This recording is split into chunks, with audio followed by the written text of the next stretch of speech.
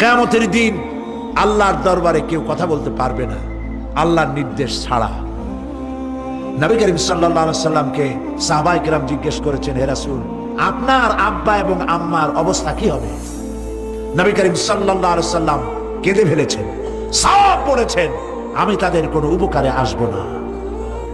পৃথিবীর সব মানুষ, সাহাবায়ে কেরাম বাদ দেন, পৃথিবীর সমস্ত মানুষ একত্রিত হয়ে আবু তালেব রাসূলুল্লাহকে যে ভালোবেসেছেন, ওর 1000 ভাগের 1 ভাগও সারা দুনিয়ার মানুষ রাসূলুল্লাহকে ভালোবাসতে পারবে?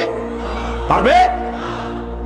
নিজের ছেলে আলীকে, আলী রাদিয়াল্লাহু তাআলা আনহুকে আলাদা বিছানায় শোয়াইয়া, ছোট্ট মানুষ হযরত আলী আলাদা জায়গায় রাখিয়া মুহাম্মদুর রাসূলুল্লাহ সাল্লাল্লাহু আলাইহি সাল্লাম এতিম মানুষ তার কলিজার সাথে বুকের মধ্যে আশ্রয় দিয়ে আগলে রেখেছেন বুক পড়ে।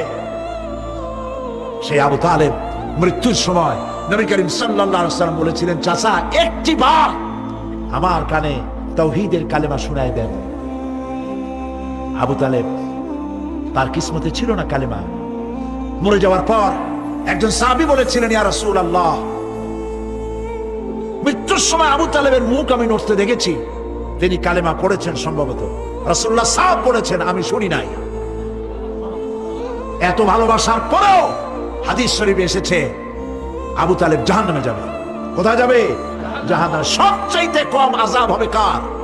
আবু তালেবের। কম আযাবটা কি? হাদিস শরীফে এসেছে কম আযাব হলো জাহান্নামের আগুন দিয়ে এক জোড়া জুতা তৈরি করে আবু তালেবের পায়ে পরিয়ে দেওয়া হবে। সেই জাহান্নামের আগুনের তৈরি করা জুতার তাপে আবু তালেবের মাথার ঘিলুগুলো টকবক করে বউ পড়তে লাগবে। এত ভালোবেসে যদি কিয়ামতে উপায় না হয়, আপনি ইয়া নবী সালাম আলাইকা, ইয়া রাসূল সালাম আলাইকা, আর কতগুলো জিলাপি খাইলেন, বড় একটা মিছিল করলেন।